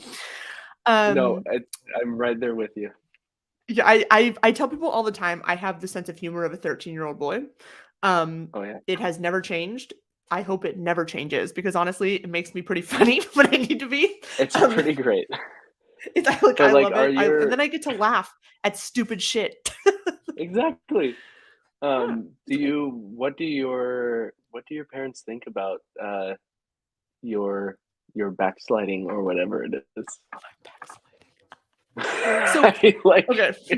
all of these words. I feel like we're just like using all this lingo that like a very specific group of people understand. Yeah, honestly, I think so. Like, I think okay, when I was in the church and people were using this lingo, it was very much like an in and out group thing where it's like we have this Yeah. language that we're speaking and like it, other people don't use that language. And now that I'm on the other side of that, right? Like I don't Mhm. use obviously I'm not using that language in like my day-to-day thing when I'm talking to people about whatever. But like when I use it in like these contexts, it very much feels like, hey, that thing that like put you on the outside, like we're all here now, right? Like we're all here now and like Mhm. you like we're speaking this like similar language and even though we're not speaking it in a way that's like we're not meaning it in the same sort of like rhetorical sort Sure. of way that we did before, right? Like we're not saying backsliding as in like we're talking about somebody that's backsliding and like we're going to pray for them. Um we're talking about like, your parents think you're like backsliding and it's like, oh yeah, but that's Mhm. anyway, I think it can be like a powerful tool of community in a very, very inverse way than it was used before. Like I said, it's a Yeah. bat signal. Like, Yeah, I'm it like, really is. And it's funny, you can notice it like in public. Like I oh, have a few coworkers that are like um that they would still call themselves Christians. And like before I even knew anything about that, they said like I don't remember what it was, but they just said something about like, yeah, and it's just such a blessing, or it was something like that. And I was like, I know who you clocked. are. That's something that, oh my God, I just feel like I'm just like having all of these ideas, but like Yep, we should do like a, like top 10 like Christianese I'm because so down. okay, we're gonna talk after this. We're gonna talk after this because I think it would just be so Yes. fun and funny. Also, like, anyway, I'm getting ahead of myself because whenever I talk to an evangelical and like we have like a natural sort of flow of things, I'm like, there are so many things we could talk about. Like, um, thanks for the super chat. Came in late, but I'm really happy to be dancing and playing cards and watching PG movies. I love that. I'm happy for you too. Love it. So my parents are very complicated. So when I was growing up, my parents were incredibly dysfunctional. We were very, very much a part of the church, very all in, whatever. I was very much reading DC Talk's Book of the Martyrs when I had absolutely no business doing that Oh, because I was way too young. read the same one. Just torture porn. Um, and I loved it. Absolutely. So yeah, it's totally normal, well-adjusted upbringing. At the same Mhm. time, like my mom for most of my entire upbringing was an addict. So she was sort of in and out of active addiction for my entire life. My dad, he he was this like very dedicated Christian, right? But he was also incredibly abusive. So very like emotionally, physically, mentally Mm, abusive. We have a much better relationship now. It's not my ideal relationship, but he's grown sure. enough and changed enough and like it's fine. So like I don't want people to think that when I'm talking about my dad now that this is like still an ongoing dynamic, but this is Sure. how it was growing up. And Of so course. when I was like 22, it was after YWAM, it's like 22. My mom really went off the deep end at some point, and, like, one of my sisters had to get a restraining order against her because she was, like, Mm, just being terrible. Um, and I was not living at the house at that time because I was just like, "I can't be there anymore," and I was living with the person I was dating, which is a disaster, but anyway. Um, and she ended up, like she couldn't come home because my sister had the restraining order against her, and so she ended up I don't even remember exactly how, but she ended up living, like, deep in deep, deep, deep East Oakland, and I don't know how familiar you are with it, but it's, like, a incredibly rough, scary area. I live in East Oakland, but this was, like, real deep East Oakland. Like, where I live, it's like, "Yeah, okay," but it's fine. Anyway, she was living in the basement of this, like, pretty much, like, drug house, with a pregnant sex worker and her pimp, who was also her boyfriend. Uh, mhm. so they've, like Man. oh, yeah, there's, like, an illegal casino in the backyard. Like, I've got stories for Oh days. shit. Um, it's just wild shit where it's like, if you've seen Emperor's New Groove when it begins, and it's like, you might be wondering how I got here. Like, that's Hmm. me, like, all of the time in my early 20s. Like, how in the world did I end up in this basement? Like, Man. what is happening? Like, anyway, yeah, my mom was working like armed security at the illegal casino in the backyard. Like, Wow. Crazy. just wild. Anyway, Yeah, that's so my dad wild. and my mom ultimately got a divorce. And my mom's in a much better place now, but they're still divorced. Um, my mom had like gotten remarried and then divorced again and got some like tattoo on her boob. I don't know. There's a lot going on. So much all the time. And so and my dad, he's doing what he does, but like my mom still very much believes in God and Jesus and whatever. And she thinks I'm just mad at God, which is like, okay. Um, like I just it used to Okay. really Yeah. piss me off. And like now it's just kind of like think what you want. Like I don't know. I'm like and I also don't really talk to her, so that makes it easier to be Hmm. like, yeah, think what you want. Yeah. My dad would still say he's a Christian. He still believes at least somewhat in all the things, but he's doesn't go to church on Sundays. He's not like trying usually to evangelize to people. Like Yeah. he's kind of figured out that like one, I'm not going to back down from a conversation or an argument. If you want to like go toe to toe, Hmm. like we can do this. Absolutely. But like I don't want to, so I don't bring it up. And like I think it's at a point where he's just like it's probably not worth the stress for him. He would rather just have all of his kids still want to see him. Yeah. And also he's not like incredibly active in it. Like it is something I think he believes, but it's not really the same.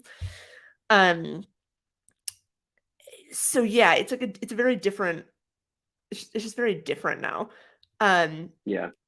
but like I would bet dollars to pesos my mom is praying for me and thinking that if I don't turn it around, I'm going to go to hell. Um Hmm. which to me is just like it's way more stress for her than it is for me because like I'm not concerned. Yeah. um Yeah. yeah, like I'm like that's like saying like if you don't change your ways, you're gonna like go to Narnia. Like, all right. Like, Okay. Cool. yeah, exactly. Like, okay. Um, I don't know. Yeah. I wish you peace. Cause like Yeah. I'm good. Yeah. So yeah, so it's just like it's a very different vibe now. I Hmm. think my dad, I think, feels kind of conflicted. I think he's always proud of me when I'm having success at something. And in the same breath, I'm sure he wishes it was something else. Um, Hmm. but yeah, life's Well. weird. Yeah. Yeah, I'd assume your parents are still like active. Yeah. Yeah. My dad's still pastoring, and my mom still. think she just started like a counseling course, which is actually pretty dope. Yeah. Yeah, I don't know. Like I've had a few conversations with them in the past few years in particular that are always a little bit difficult because that you can't help but like I think that if you have you don't know until you have kids of your own that it's like or we don't have I don't even know if gosh I'm just getting so sidetracked from so many different thoughts that are It's fine. coming into my brain but yeah I think it's hard for them to not associate like them as people with the fact that I'm going a different direction and Yeah. then them it's hard I think I can't speak for them but like just from what I've heard I guess is like it's hard to separate like that we were terrible parents or something like that or like that we did something wrong Yeah. because you don't believe in this anymore but like I just kind of essentially said like I don't know what to tell you other than like I feel like I'm in a better mental space than I've ever been God, yeah. and like you guys I'm not here to tell you guys whatever you're doing is like Wrong or I'm not something. here to like yeah I mean like there's some things that I've actively told them like yeah I don't think that that's right and that's horrible but Right. Yeah. Yeah. Fair enough. But like, we you're not don't like, you but need like to we change your don't life. yeah and I think that we've now just like kind of gotten to a point where it's like it's a little bit of a mutual understanding but it's still like the sort of every now and then there's the prompt of like hey so like how's your walk or Oh, like what's there is nothing. it's like still not walking God, I'm quite literally not walking. Not yeah even, yeah. I have to say that even as a Christian, I hated when people asked me that. Because mm-hmm. it's like, what is the Totally. answer? Yeah. What, like, Are you wanting me to say like, man, I'm just having so much good God time, Daddy God time. so much good God time. Me and God are having a lot of good personal time. Me and Daddy God are having a really good time. Oh my God. I am on my knees regularly. Oh man. There's just so Sorry, I many mean, the like opportunity worship was there. songs. There's just like so many worship songs and so many of these terms that I'm like, this just sounds like a it All are, sounds like a they are all so horny. they're Like, just so I horny. just keep saying it over and over and over again. Like, they are so horny, and it comes out in every, like, faucet. Like, I mean, like, what was that song, The Sloppy Wet Kiss? Like, Oh man. how dare you? Ugh. Honestly. Like, How dare you? And remember it how that was like even that was like scandalous. Those were scandalous words to use. who in the But like at world. the same time everyone's like, ooh, I like that.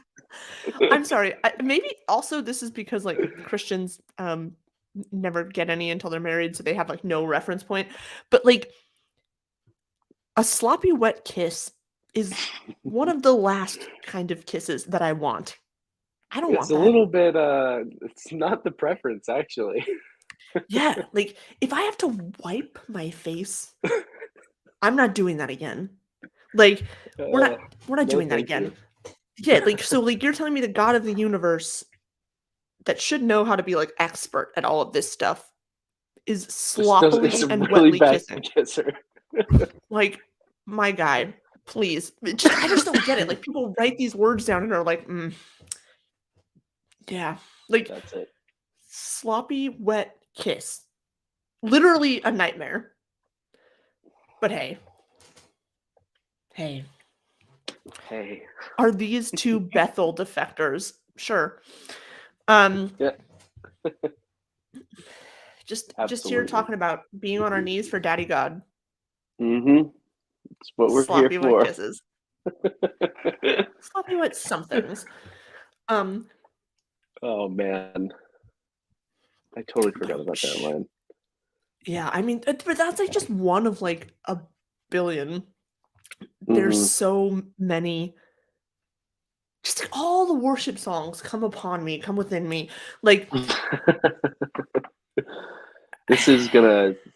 I'm already on my way to hell, so fuck it. But I just remember once being like listening, and it's like, and the Holy Spirit came upon Mary, and I'm like, where? wait, what? Sounds kinky. Yikes! Yeah. Again, horniest people alive. I just like I can't Horniest say it people enough alive. because it's like, I mean, even the way they like even the imagery around like pouring out oil and anointing oil and like all of this stuff. It's just like These people want to fuck. okay. Exactly. Like you guys just do it. It's fine. Just like, do it's it. not that You big can of a just do deal. it. It's not that big of a deal. I was talking to someone about this the other day because of that article, the Gospel Coalition, like, or before this even, I was talking to someone about how like basically we spent our entire lives like avoiding sex, avoiding any kind of sexual contact, avoiding any kind of impure thoughts, avoiding all of that, right? And then I remember when I actually finally did lose my virginity, it was like the least eventful thing ever. Like it just didn't matter.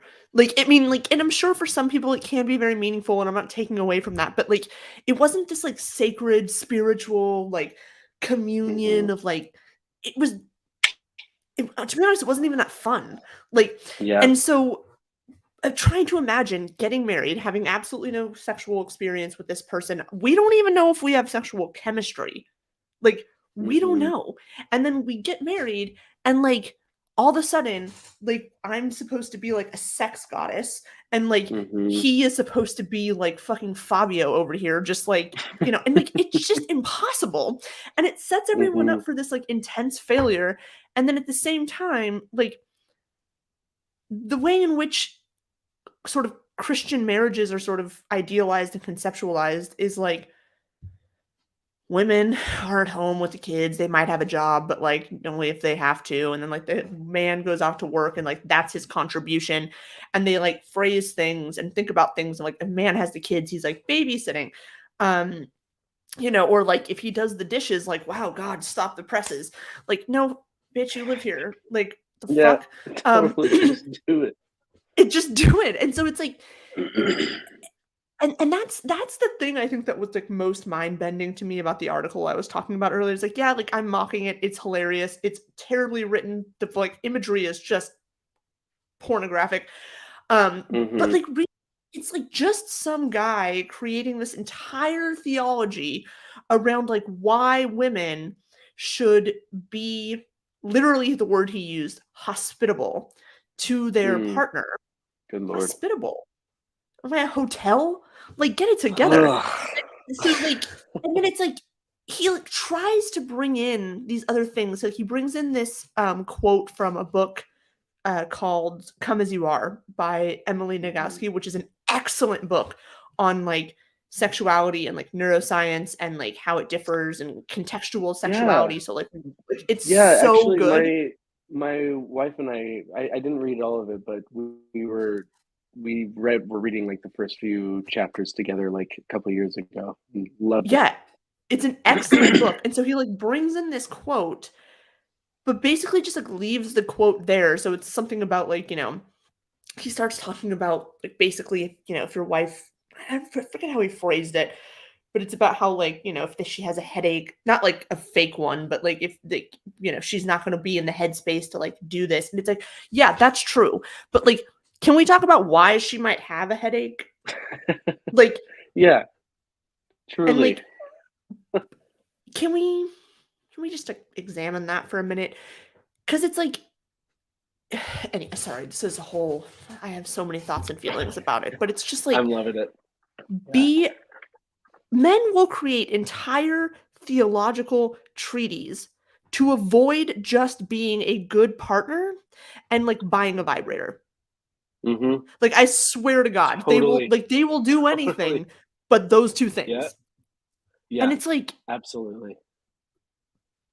and the way he described it was like pouring out your generous offering, quite literally, upon and within you. Just say you want to come on our tits. It's fine. Just say it, but quit. Sorry, not to be like super dramatic, but just say it. Just say it to her, It's not so to me. much creepier. I don't want to know. It's so much creepier in the language that you're using it in. Yeah, like, I sincerely, like, some dudes are into that, and like, if you and your wife or girl or whatever are into that, like, I love it, do it. Yep. But quit trying to spiritualize this. It's weird. It's so weird. Just say you're into that. Like, I sincerely don't care what you're into. Mm-hmm. As long as the other person is consenting, that's none of my business. Yeah, exactly. Like, but quit trying to be like, Jesus comes upon and within the church, and therefore penis vagina. We like, must what? Shut up. Like, yeah. So now that we've made this just like wildly uncomfortable. It's just at this point I've been talking about that article for so long. Yeah. I'm tempted to read that article, but I'm also I could send you the first not wanting to vomit. I've sent it to so many people and they're like, why did you do that to me? And I'm like, I saw it, you have to see it. Like, yeah, I'm not suffering alone. Yeah, exactly. Also, it's made for some really good jokes and like memes. I'm a big fan, you know, like, I have the little like marked safe flag from anyone coming upon or within me. Yeah. Send them my way. Dude,